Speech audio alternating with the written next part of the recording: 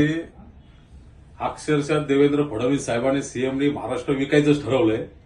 नाही त्यांना संस्कृतीचं भान, नाही त्यांना सणांचं भान, नाही त्यांना मराठी माणसाबद्दलची जाण, अशा सगळ्या गोष्टीतून महाराष्ट्राला बिहार आणि युपी करायचं ठरवलेलं आहे.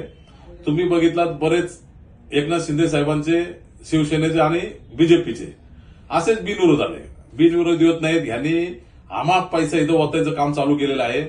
आणि जे त्यांच्याकडे जे कार्यकर्ते ते त्यांचे आमच्यासारखे जे मनसेतून कार्यकर्ते जे घडलेले आहेत, असं त्या पक्षात एकही कार्यकर्ता घडलेला नाही.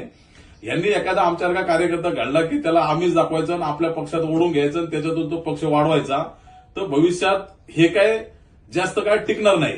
आज हे दोन्ही ठाकरे बंधू आमचे एकत्र आल्यामुळे मुंबईमध्ये तर पूर्ण धाबेदान आणलेले आहेत.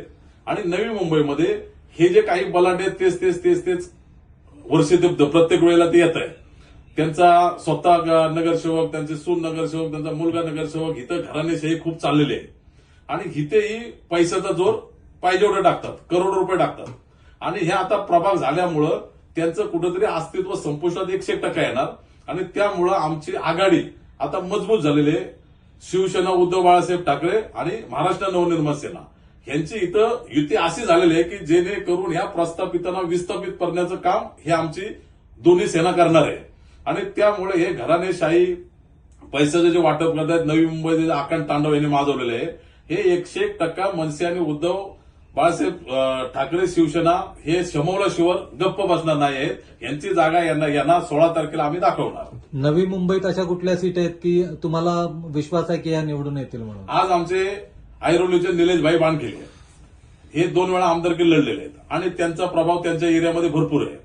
आणि त्यामुळं ती सीट आमची 100% येणार आहे.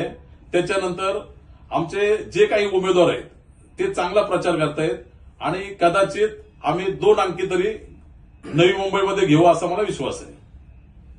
महापौर कुणाचा असेल? महापौर नवी मुंबईमध्ये आमच्या ठाकरे गटाचाच महापौर असेल.